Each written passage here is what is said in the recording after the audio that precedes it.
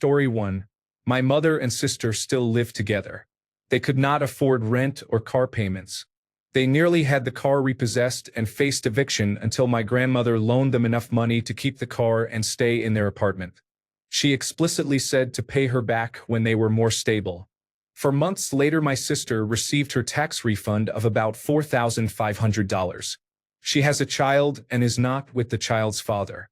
Instead of repaying my grandmother, paying off the car, or building an emergency fund, the two of them bought an expensive purebred puppy, an Airedale Terrier. They paid over $2,000 for the dog and then spent another $500 on a crate, toys, leashes, and dog food. Less than 6 months later, they lost the car and were evicted. They moved in with my aunt, but her husband hated the dog, so it was taken to the Society for the Prevention of Cruelty to Animals. The dog was not even a year old. My grandmother did not see a cent of the money returned before she died. People who are bad with money buy things they cannot afford instead of stabilizing what they already have. Story 2. I make impulse purchases and then complain about being broke all the time. Story 3. I know someone who paid to have their used red Nissan Sentra wrapped in blue. They are unemployed. Story 4. Using credit to buy luxury items and paying only the minimum each month causes interest to accumulate. Story 5. I work on cars for a living, and the vast majority of the Bayerisch Motor and Werke vehicles that come into my shop have slick tires and dashboard lights blinking. Many of these people can barely afford a luxury car, let alone the maintenance required to keep it running. Story 6. I had a buddy in college who would go through a cycle, brag about how much money he had, spend it all on dumb stuff, then complain about how poor he was while insisting he was a rich kid. The best part was when he bragged about having some money to a girl he liked. It turned out she came from an actually wealthy family. She said it was only $5,000 and asked why he kept mentioning it and whether that was a lot to him. That shut him up for a bit. I laughed out loud. Story 7. It depends on what you call bad. My sister has been a saver or penny pincher since childhood. It was a bit traumatic. She is now nearing retirement and everything she and her husband own is paid off. She is not rich, but will have the comfortable retirement she has earned and deserves. She hates going into debt and pays her credit cards in full each month. Sounds great, right? It would be if she were not so completely obsessed and angered by people who do not do or think as she does, including her husband. Her house and cars are modest to decent, while her friends are buying nicer things, vacation homes, travel, and other luxury items. Most of these things are paid for with credit, and it drives her crazy. She is jealous of what they have, yet angry at how they got it. When she and her husband join friends for a cruise or resort stay, her main concern is cost, which ruins much of the trip for her, and she monitors how others are wasting their money. She does not say this to their faces. She tells me afterward. Her husband used to be fun about 30 years ago when they met, but he has become bitter and grumpy after decades of having to fight for things she deems unnecessary, like tickets to his favorite concerts or pricey sports and music memorabilia, which he has always collected. This has led to dishonesty between them, which is not like him, and she has grown disgusted by his interest in what she calls childish hobbies and entertainment. My sister has always disliked fun, but it has reached the point where it makes her and sometimes the people around her miserable. She lives and works in a small town and pays attention to who gets free lunch, who pays with food stamps at checkout, who is driving a car they cannot afford, and so on. She has called me to list items she has seen a family buy with food stamps. She cannot fathom them buying Doritos and Kool-Aid. There is more than one way to be bad with money. Story 8. Complaining about debt while continuing to buy everything. Story 9. Looking at the monthly payment instead of the purchase price. A coworker asked one time, "This phone is $1,300, but I can get it for just $60 per month for 2 years. Seems like a good deal to me. $60 per month isn't that much. Should I do it?" I asked him, "Does your current phone work?" He said yes.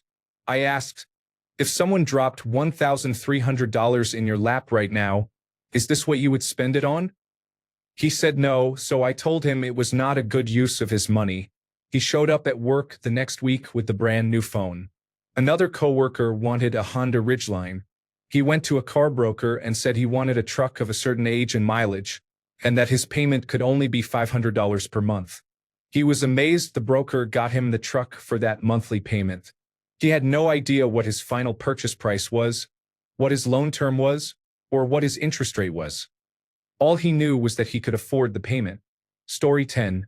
Buying new clothes, shoes, phones, alcohol, weed, and other items before paying all of your bills. Story 11. I used to be bad with money. I was trapped in a cycle of debt, borrowing from apps to pay my credit cards and to buy food. Thankfully, I am no longer trapped in that cycle, and I never want to return to it. Story 12. You have money for tattoos, but not enough for your children's clothes or groceries. Story 13. Complaining about hard financial times while eating out almost every day. Story 14. You earn $200,000 a year in Mississippi but live paycheck to paycheck. Story 15. The Pentagon is unable to account for $2.3 trillion in assets. Story 16. You cannot afford to feed your kids and have to go to a food bank, but you smoke, drink, and get tattoos. Story 17. Driving a used Italian sports car that sounds or looks as if it needs service. Story 18. My family is $20,000 in debt, but my mother and her brother just went on her 13th trip to Spain in the last 12 months. She snapped that she could afford it at 3 a.m. on a Sunday when I was caught sneaking out for another trip. She thinks I will get a well-paying job to bail her out, which is not happening, because if I gave her money for the debt, she would probably spend it all by the time she left the house or on the way to the bank. She works a minimum wage job for 12 hours a week and is a high school dropout. She had my father deported after an argument when I was young and brags about it to this day. My older sister, a full-time college student, has a part-time job at the same place and earns almost twice as much, not counting overtime. Story 19. Being almost 40 and using your tax return to put rims on your shitbox. Story 20. Design everything for people who are not well off. Story 21. My ex-wife and I filed for bankruptcy before our divorce. 80% of the debt was in her name. We divorced for other reasons, but money was part of it. I left her the house, but she could not keep up with the bills. Instead of selling, it went into foreclosure. She met a man and they moved into a rented house. He paid the bills and was not a bad person. I met him a few times. They broke up and she was evicted again for not paying rent and utilities. Now she lives with her sister, and the children I was paying child support for now live with me. After 3 years of living with her sister, she still cannot afford to move out. Story 22. People who put pictures of money around their houses say money will manifest in their lives. I met a whole group of them through my ex-wife, and not a single one had a consistent or successful work history. Story 23. Constantly asking friends or family members for money. Story 24. If you are holding cash rather than paying down debt, compound interest can be a killer. Story 25. There was a stack of Amazon boxes when I got home. Well, I needed a pink mouse pad and a matching keyboard. Story 26. My wife has 2 friends who are the worst people I have ever met when it comes to money. Friend 1. They have a child and are convinced they can make it on one income because their parents could. The wife has a shopping addiction and is constantly buying expensive clothes for the baby and things for the house. The husband stocks shelves and sometimes drives for Uber. They had a $70,000 settlement that they spent in about a year. They were evicted from their apartment for not paying rent, and their Cadillac, which they were paying $750 per month for, was repossessed twice. They are now renting a more expensive house. By my rough estimate, their house and car cost more than the sole income they are making. Friend 2. They also have a child and have had their more reasonable car repossessed many times. They moved out of state for the husband's job, which paid well, but he lost it for not showing up. They moved back and started begging for money constantly, asking their parents, friends, and even me, not really a friend, but she got my Venmo to request money. They got evicted because they had not paid rent for months. They are not looking for jobs or apartments and will probably soon be homeless with their child.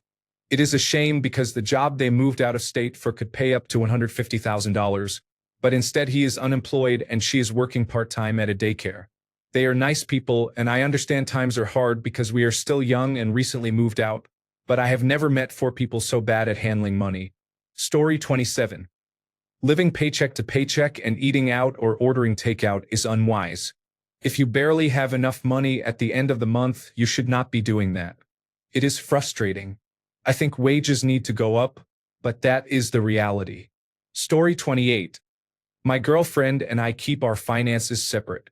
She did some extra one-day work that paid well. 2 weeks later, she asked me for money. She said she had not received payment for that work. I asked why she was out of money when the job should have given her extra cash. She said she had already bought things she wanted. I asked what about the money she usually earns. It turned out she spends everything she gets. She received extra money and spent it on more useless items. That is why we keep our finances separate. I would be bankrupt if she had access to my account. Story 29. Talking about payday. If the day that 2 weeks' wages are deposited into your bank account changes your spending habits, you're in trouble. Story 30. Getting my nails done. Hey, can I borrow $50? I am not going to be able to make my insurance payment tomorrow unless I can come up with it somehow. I am worried. Story 31. A giant sport utility vehicle or a luxury pickup truck is parked in front of a rented townhouse or apartment building. Story 32. Impulse buying and never checking prices. One unusual case. A guy I knew in college who seemed mentally unstable and spent very recklessly on small things like claw machines and similar games. We told him to slow down, and he always replied, "It's okay, my parents are rich." From what I know, they were not. Story 33. My friend bought 2 rent-to-own couches. She makes more than $90,000 a year. I am not sure how much her husband currently makes, but it is over $50,000, and that was his income before a promotion. Why buy a couch like this? Their dogs tore it up after only 1 month, but they still owe 2 more years on the couches. The couches cost less than $2,000 and are fabric, not leather. She also bought a boat but did not buy a trailer or a vehicle that can tow it. Her brother took the boat to use, and she has not seen it in 3 years. Story 34. Shitty place to live, but a car payment of $700 per month. I have found a strong correlation between people who are habitually late and poor money management. Story 35. During a vacation in Seattle, Darkside Phil spent as much money as possible, yet complained about being poor afterward. Story 36. Nice cars parked outside rundown homes. If you have a $50,000 vehicle and a tarp on your roof, you most likely have your priorities in the wrong order. When I worked in finance at a dealership, many people sought higher trim vehicles priced at $50,000 or more despite household incomes around that amount. Story 37. Just because I am broke does not mean I do not deserve nice things. Story 38. Driving a very expensive car while living in a modest apartment. Story 39. My neighbor, who is a renter, just bought a Cybertruck to park beside his Porsche. Yesterday, a mail carrier mistakenly gave us some of his mail, including a postcard from the power company saying he owes more than $400 and that they are about to shut off his power. Story 40. When you receive a relatively large insurance settlement after becoming permanently disabled in a way that prevents you from working and requires you to live off that money for an unknown period of time, then immediately spend several $1,000s redoing the entire living room in camouflage. You know you will be in a wheelchair for 3 to 4 months and spend another several $1,000s from that limited sum to turn the already good-sized back porch into a giant deck so you have more room to maneuver. Story 41. Renting something to own it from Rent-A-Center because you could not afford to buy it outright. My brother-in-law and sister-in-law do this frequently. Their justification is asinine. I cannot afford to pay $500 right now, but I can afford $100 per month for 7 months. Basically, they cannot pay the lump sum now, but they can make monthly payments that add up to far more than the item's actual price. Story 42. My roommate who lives downstairs refuses to go to the store or cook. Instead, he orders delivery 3 times a day, then asks for help with rent. Story 43. I kept my savings in an account earning 0.25% interest compounded quarterly for many years before I finally moved it to an account earning 5% compounded monthly. I guess I am pretty bad with money. Update. The interest actually compounds daily and is deposited into my account monthly. Story 44. Buying a new car because your old one will soon be out of warranty and you cannot afford an unexpected repair bill. Then buying the new car based on monthly payments rather than the out-the-door price, and allowing the dealer to essentially steal your trade-in, which had equity. A friend did this. We had the same car 6 years ago. Mine is a lower trim level. My friend replaced theirs twice since I got mine because of the warranty each time. Mine has been paid off for years. Why not just pay it off and bank the monthly payment money for repairs? I will never understand this. Story 45. Buying a new car while rolling negative equity from your trade-in because you did not finish paying off the last one before convincing yourself you deserve a new vehicle. Similarly, people who have one child and insist they need an $80,000 or more large sport utility vehicle for a single infant in a car seat. Story 46. Go to the Camaro and Charger subreddits and look at all the people getting their $80,000 cars stolen because they cannot afford to keep them in a garage. Story 47. They constantly complain about not having money but spend more than $20 per day on energy drinks, snacks, and vapes from 7-Eleven. Story 48. Buying your daughter an $800 cell phone on the same day the repossession notice arrives for the car. Story 49. I mentioned to a coworker that I was retiring next January, and she asked how. I told her it was because of our 401k retirement plan, which is very generous. We have both worked at the same organization for over 25 years, and she said she has almost nothing in her 401k account. I said, "Why don't you have much in your 401k? It has been a 200% match up to 5% of your gross pay for 25 years. You should be loaded." She said, "Every time the economy goes down, like in the dot-com crash, the housing market crisis, or the COVID-19 crash, I would see how low it was getting, get scared, and take it out and spend the money." So basically, she paid taxes and penalties every time the stock market bottomed out when her account was worth the least. She also complains that the system is against people because she cannot retire when she wants to now. Story 50. Living beyond your means or unable to afford an unexpected bill of $200, $500, or $1,000. Story 51. Owning a timeshare. Full disclosure. I own a timeshare. Laughing out loud. In my defense, my mother would have had to file bankruptcy because of it if I had not taken it off her hands. Timeshares are practically unsellable, even when they have deeds, so I got mine for free.